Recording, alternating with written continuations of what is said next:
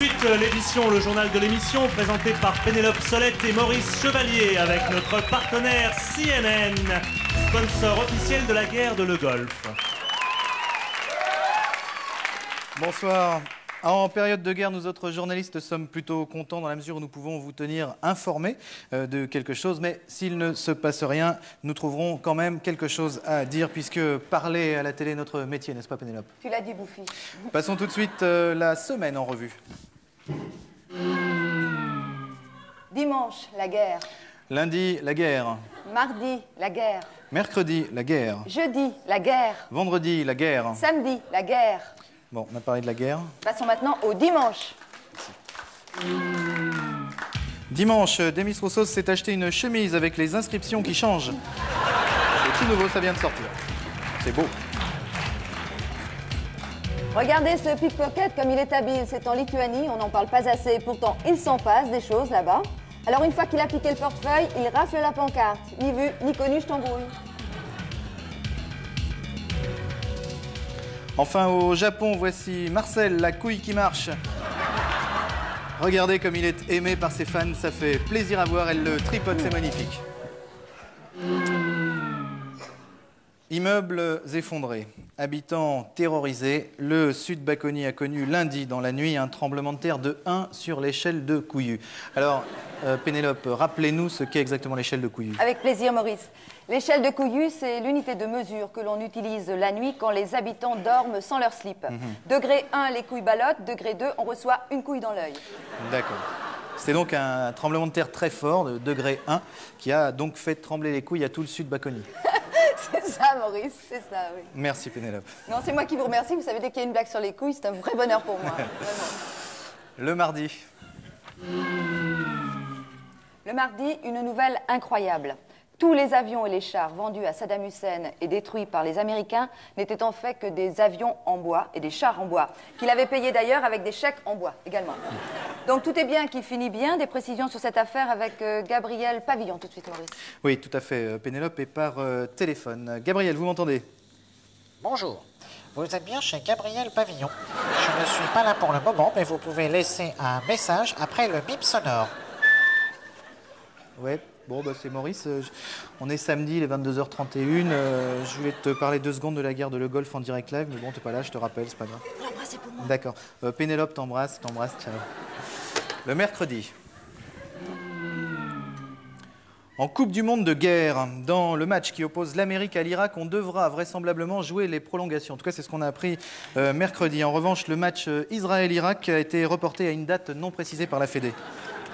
En bref, mercredi, c'est la fin de la grève des mains droites. Les branleurs peuvent enfin poursuivre leur mouvement. En bref, toujours, à notre grand concours, gagnez votre poids en porte-avions, c'est Dorothée qui a gagné un bout de passerelle. Maurice, Oui. je vous interromps parce qu'un dicton vient de tomber à l'instant. Là, je vous le livre comme je l'ai reçu. Girafe qui fait caca, plus personne ne passe en bas. Je suis désolée. Merci Pénélope, ça valait vraiment le coup de nous interrompre. Le jeudi. Jeudi, on commence à évaluer le prix de la guerre. Une balle, 2,50 francs. Un masque à gaz, 450 francs. Un missile patriote, 8 millions de francs. Un porte-avions, 8 milliards de francs. Prix de la paix, une fleur, 7,50 francs. Oui.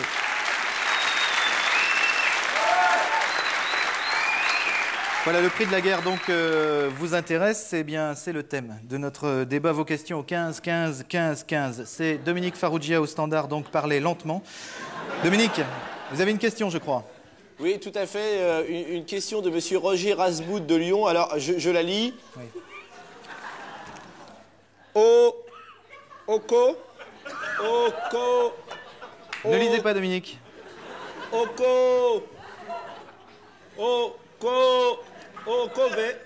À tout à l'heure, Dominique. Merci. Et oui, il a quand même fait des progrès énormes. Il a quand même réussi à dire Koweït en moins de 28 secondes. Oui, c'est vrai. Bravo. Passons au vendredi. La guerre va coûter cher, on le disait tout à l'heure, et des experts parlent donc de sponsoriser. Là, excusez-moi.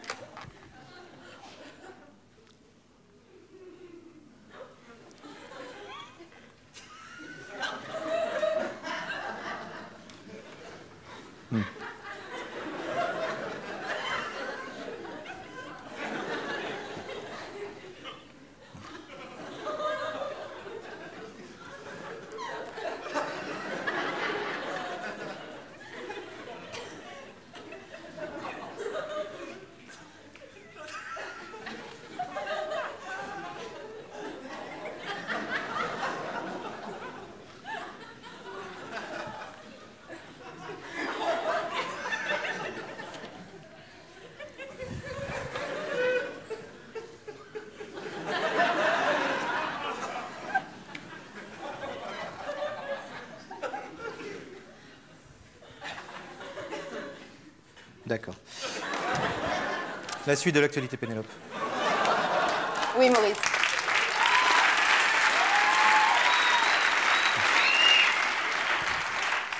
On vient de l'apprendre.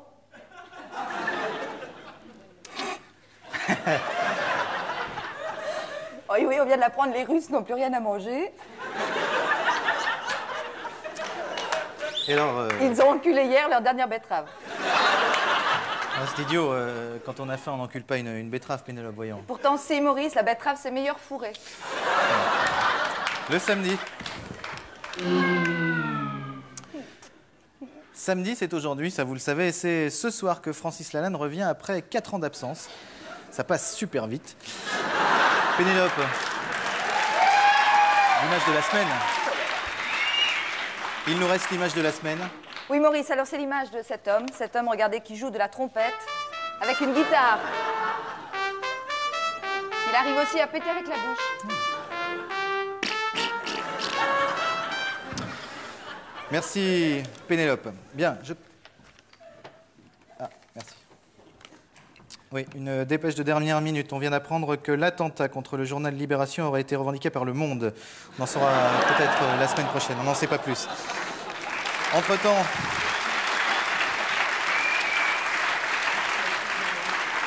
pas de nouvelles sur la guerre de le Golfe? Non, non, Maurice. Bon, pas de nouvelles. Bonne nouvelle. Prochaine émission, prochaine émission. Bonsoir.